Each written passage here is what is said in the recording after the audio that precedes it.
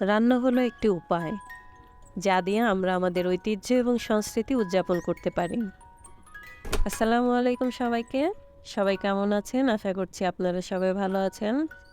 আল্লাহর রহমতে আলহামদুলিল্লাহ আমিও ভালো আছি।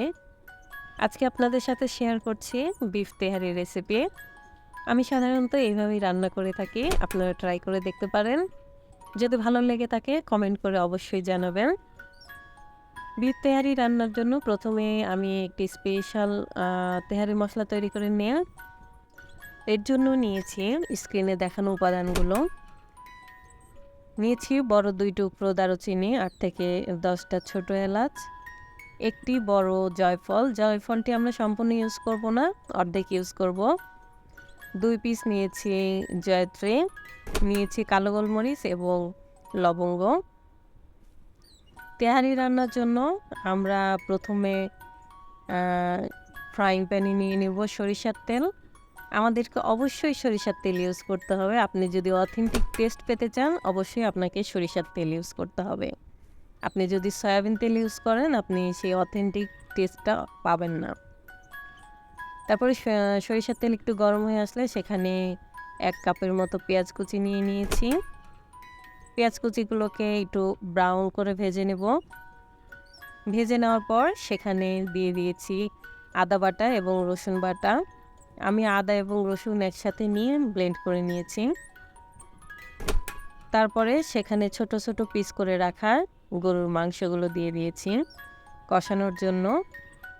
গরুর মাংসগুলো আপনারা বড় করে পিস করেও নিতে পারেন, তবে আমি ছোট করে নিয়েছি যেন ভেতরে মশলা খুব ভালোভাবে যেতে পারে।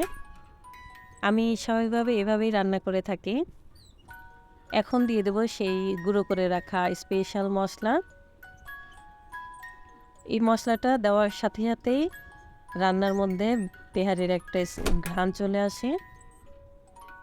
এই স্পেশাল মশলার সাথে গরুর মাংসটা খুব ভালোভাবে মাখিয়ে নিব।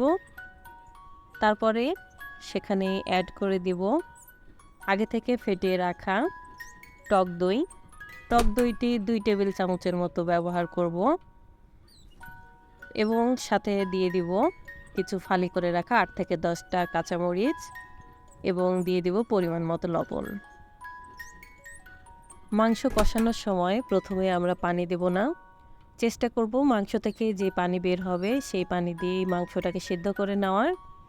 কিন্তু যদি পানি শুকিয়ে যায় সেক্ষেত্রে অল্প কিছু গরম পানি দিয়ে নেবেন। কখনো ঠান্ডা পানি ইউজ করবেন না, গরম পানি ইউজ করবেন। আপনাদেরকে আগেই বলেছি যে কোনো মাংস রান্নায় গরম পানি ইউজ করতে হয়। মানে আমি স্বাভাবিকভাবে গরম পানি ইউজ করে থাকি। এটা আমার মা এবং নানি আমাকে বলেছে। যে খুব ভালোভাবে কষানোর পর দেখবেন এই যে তেল উঠে এসেছে এবং মাংসটিও সিদ্ধ হয়ে গেছে। তারপর তুলে নেব এবং অবশিষ্ট এই তেলের মধ্যেই রান্না করে নেব পোলাওয়ের চাল। পোলাওয়ের চাল আধা ঘন্টা আগে ধুয়ে পানি ঝরতে রেখে দিয়েছিলাম। সেটি এখন এই অবশিষ্ট তেলের মধ্যে ভেজে নেব এবং খুব ভালোভাবে ভেজে নেব। পোলাওয়ে সবসময় আপনারা গরম পানি ইউজ করবেন, ঠান্ডা পানি ইউজ করবেন না। গরম পানি ইউজ করলে পোলাও সবসময় খুব ঝরঝরে হয়। এই যে গরম পানি দিয়ে নিচ্ছি। যেই পরিমাণ চাউল নিয়েছিলাম তার ডাবল পরিমাণ গরম পানি দিয়েছি। তারপর ১ টেবিল চামচের মতো গুঁড়ো দুধ দিয়ে নিলাম এবং পরিমাণ মতো লবণ দিয়ে নিয়েছি। এখন ঢাকনা দিয়ে ঢেকে দিব। তারপর যখন এই চাউলে বলক উঠে আসবে তখন ভালোভাবে নেড়ে দিব। পোলাওয়ের চালের পানি খুব দ্রুত শুকিয়ে যায়, তাই খেয়াল রাখবেন নিচে যেন লেগে না যায়। পানি যখন এমন শুকিয়ে আসবে তখন কিছু কাঁচামরিচ সেখানে অ্যাড করে দিব এবং যখন একদম পানি শুকিয়ে আসবে তখন সেই তুলে রাখা মাংসগুলো দিয়ে দিব।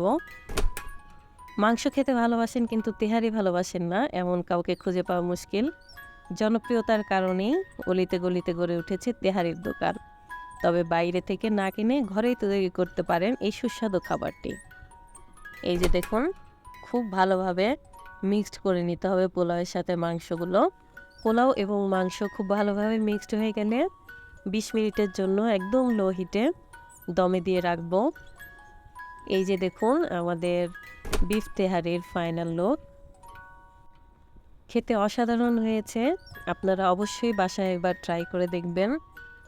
যদি বিশ্বাস না হয়ে থাকে একবার ট্রাই করেই দেখবেন কেমন হয়। তারপর অবশ্যই জানাতে ভুলবেন না। সবাই ভালো থাকবেন। আজ তাহলে এই পর্যন্তই। আল্লাহ হাফেজ।